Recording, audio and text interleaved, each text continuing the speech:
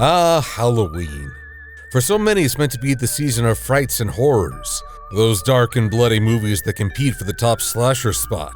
The night where the spirits transgress into the mortal world. It can also just be a season of having a good laugh and enjoying the energy of everyone being so excited.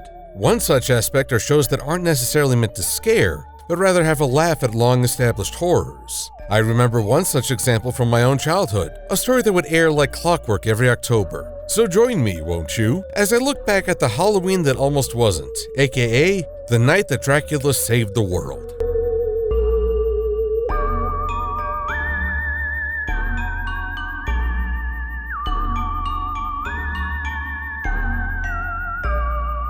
Produced in 1979 and running only about a half hour with commercials, this film is a low-budget special that nevertheless won an Emmy for Outstanding Individual Achievement, Children's Programming, and it would run for nearly 2 decades before its final showing in 1996. We open on the spooky contents of Dracula's castle, Transylvania, which is really the Lyndhurst estate in Tarrytown, New York. Dracula seems to have this gothic pad all to himself, save for his hunchback assistant Igor, played by Henry Gibson. Count Dracula, you almost frightened me to death. Thank you, Igor. That's Judd Hirsch playing the Count himself, and we're going to have a lot to talk about with both his role and its portrayal. But first we need some convenient exposition news. Seems Drax has called all the world's monsters together for a meeting. This conference on the night before Halloween only confirms the rumor from an unimpeachable source that Halloween is in danger of disappearing forever. Meanwhile, in Transylvania, a family... Are they really supposed to be Transylvanians? Back in those days, people used to light bonfires to scare away the evil spirits. If those folks are Transylvanian, then I'm the king of the Netherlands. I mean, they're not even trying to affect, where is Transylvania located again? Romania! Yes, they aren't even trying for Romanian accents. If they were, they'd sound like this. Lynn's sister picked the garlic that she wished. But then the Scarlet Witch lost the stitch and turned them both into fish. What a bitch. John's office was posh. Tom lost his job. John lost his job. Then Tom came back with an angry mob. The Roman soldiers are moaning and groaning. Because Hannibal is owning them. What a naughty boy he is. It's historical. Look it up. The mighty knight is flying a kite. And the lightning helps the mighty knight shine at night.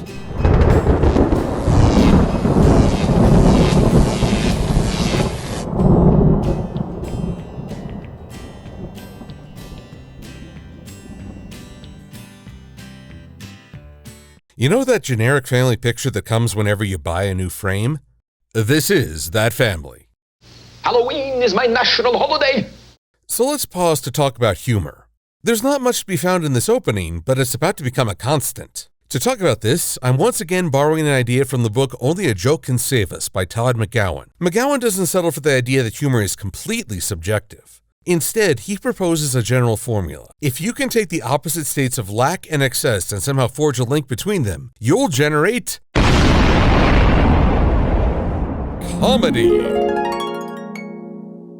As we enjoy a monster roll call, the humor begins to take form. We witness beings that are meant to be the primal horror behind Halloween, monsters ancient and horrid that provide nightmares across continents. What we get is...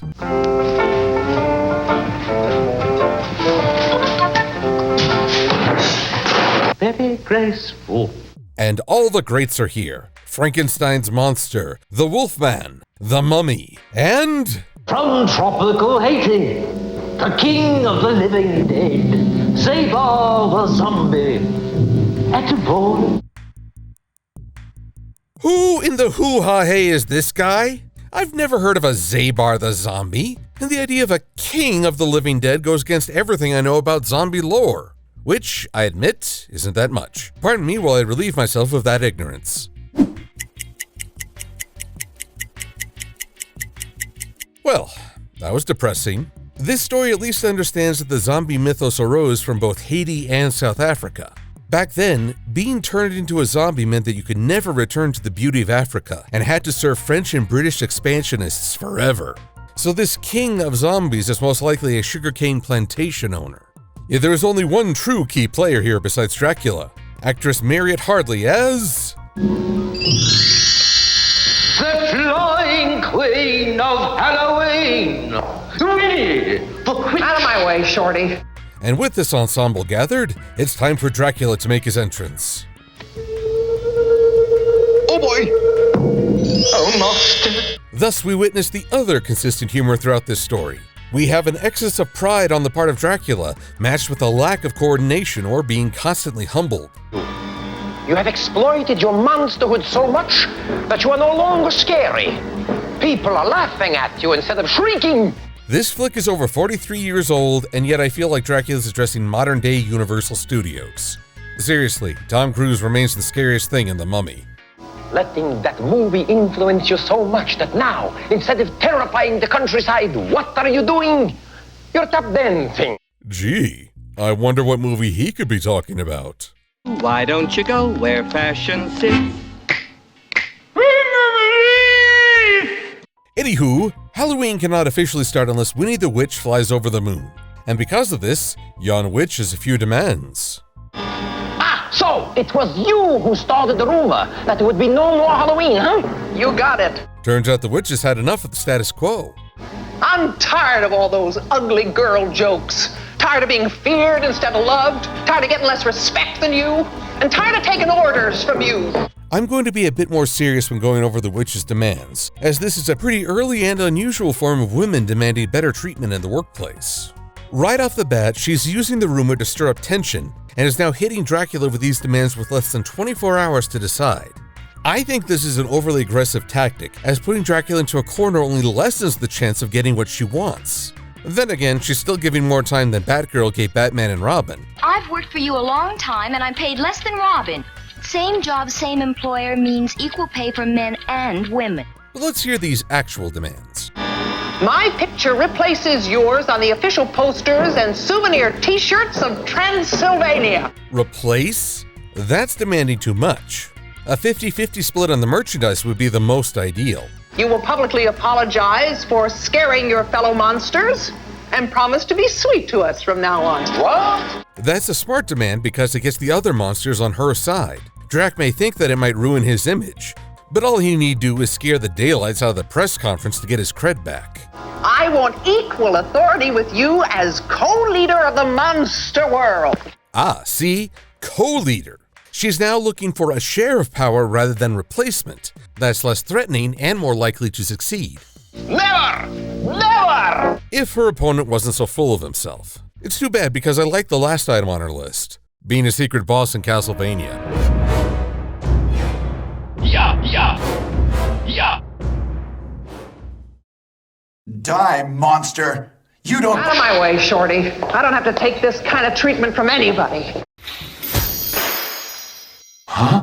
Who thought you had me, huh? You were able to avoid my whip, but you can't escape this. Can you ride over the moon on your broom on Halloween night? No. Then you're not more important than me. But now feel my unbridled wrath. Can't take no for an answer, huh? The chase is on as the witch flees and promises an end at Halloween. Dracula pursues but has to break off as dawn approaches. Keep my tomb door open at night, closed in the day. Open at night and closed in the day. Many will lament that actor Judd Hirsch had to take on this role. In addition to being a lead in the series Taxi, he became an Academy Award nominee for his role in Ordinary People a year after the special came out. I mean, there's someone besides your mother you gotta forgive. You mean me? I, however, am not one of those people. I enjoy this performance because I get the sense that Hirsch is putting his all into being silly. He strikes that compromise of proud and goofy without sliding too far one way or another. Besides, I have very little reverence for the Academy Awards, given how often they look down on science fiction, fantasy, and animated works. Actors like Hirsch know how to have fun with a role, and I find that a far more enjoyable trait than being a serious actor. One commercial break later, it's up to Dracula and the other monsters to persuade the witch to fly over the moon. You three seize the witch and hold her while I quickly hypnotize her. Then she will do anything that I command. So the plan is instead to break into a woman's home, violently seize her, and deny her any free will. This is a kid's show, right? She cannot escape. Unless she has some magic I don't know about. You underestimated my powers. And you've underestimated my ancestors. Her ancestors are the Three Musketeers? Master, believe me, they're just illusions. They can't harm. Touché. Can't do me any harm, huh? Who did that, termite? Once again, we have Igor displaying an excess of confidence in how things are supposed to work, connected with a lack of affirmation. She's trapped in a room without a broom. So the ultimate challenge to our protagonist monsters is a locked door. Now I'm wondering if this is what gave M. Night Shyamalan inspiration. Because they seem to have trouble with pantry doors. First attempt at a bypass is for Dracula to shrink into a minuscule bat and wiggle under the door. As a kid, the following sequence made me absolutely giddy. Teeny tiny bat, teeny tiny bat, teeny tiny bat, teeny tiny bat, teeny tiny bat, teeny tiny bat, teeny tiny bat, teeny tiny bat, teeny tiny bat.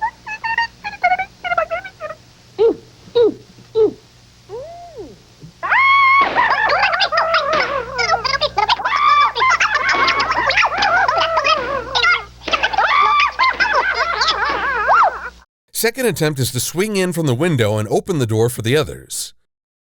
It goes about the way you'd expect.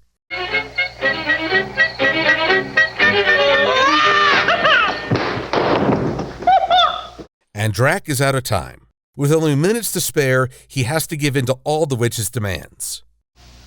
But I will never forgive her for this. And after tonight, all I will live for is revenge. Let this be a lesson about pride. If he'd negotiated the night before, he wouldn't be in this situation. And you'll take me disco dancing every night? Disco dancing? I don't remember disco dancing. But it's all for naught because the witch has a change of heart. I don't want to be a witch anymore. Nobody loves a witch. And now we reach the really saccharine part of the show. Those two picture frame kids show up, trying to persuade the witch themselves. You look just like me. This is my favorite costume because of you. We love you just the way you are. It's a kids' movie. Of course, kids will have the ultimate persuasive power. Finally feeling appreciated, the witch agrees to fly over the moon. Oh, then we can forget those silly conditions that you asked for. Not on your life. You're gonna have to keep each one of those promises just the same. Ah, dude, should have kept quiet. It does seem unfair for the witch to keep changing her decisions and expect her opponent to remain consistent. Plus, she's got a point to consider. Sure, the witch does her flight over the terrible green screen, I mean moon, but don't forget that Dracula vowed vengeance, and that he would never, ever forgive her, which is going to make for one lousy disco party.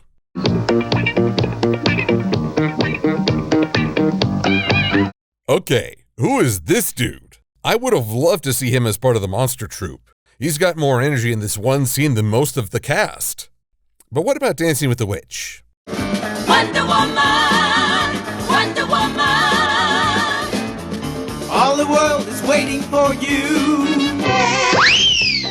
Keep on thinking, don't stop thinking. Love will soon come again. Whip, that grudge wrapped up fast. Kind of takes the wind out of her early complaints about the ugly girl jokes. In fact, one might wonder at this strange finale and the rushed resolution. Allow me to throw you a literature curveball, The Canterbury Tales. That collection of stories written by Geoffrey Chaucer between 1387 and 1400 that you probably haven't read unless your high school English teacher made you. There are some interesting parallels here between one of the many stories in that collection, The Wife of Bath's Tale. In this fiction within fiction story, a woman who has been married 5 times tells the tale of a knight who has shamed himself in King Arthur's court. Unless he can discover what women most desire, he's on a fast track to a beheading. Not an easy task since no 2 women answered the same. It's only at the 11th hour that an elderly woman promises the right answer in exchange for a boon. The thing that all women want is sovereignty. The trade-off for the saving information is that the elderly woman gets to marry the knight. He's none too pleased, but on their wedding night she asks what he would rather have, an older woman who would be faithful or a young and beautiful wife who might be unfaithful. Rather than try to define his wife, the knight took the lesson to heart and let the lady decide for herself. Thus, recognized with sovereignty over herself and a sense of equality with her husband, the lady transformed into a young beauty who pledged fidelity. I don't know if writers Liz Argo and Coleman Jacoby had this story in the back of their minds as they wrote about Dracula and the witches' conflict. It may be that the stories travel similar paths subconsciously, or I may be drawing connections that simply aren't there. Yet these two stories and their outcomes seem far too similar for me to simply shrug off. I root for the witch to be given the authority and autonomy she has long since earned, and I do enjoy seeing the proud Dracula stepping down from his pedestal and giving her both recognition and autonomy.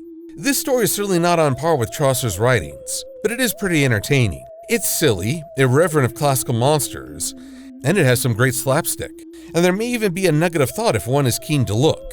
If you'd like to check this out, I have two suggestions. The first is the YouTube channel, the Museum of Classical Chicago Television, who not only make this available online, but gather donations to preserve other recordings. The second is that if you'd like a little bit of that old MST3K commentary to spice things up, Riff Tracks has this available for purchase as its own movie file. It's one of those days I wish I was dead and stayed dead. I feel the same way about the X-Files. As for me, I'm just glad to have re-experienced this bit of my childhood and perhaps gotten a new perspective. Also, I have Beak Flap now. Thanks to all my Patreon and Ko-fi supporters. You help keep these videos self-sustaining. If you'd like to support after the fact on Patreon or Ko-fi, you can find links in the description below. And thanks to the folks who gave up both their time and creative energy. And if you have any artwork of Silver-Quill, I'd love to see it. You can tag me as MLP-Silver-Quill on DeviantArt or Twitter. I'm Silver-Quill. Thanks for watching.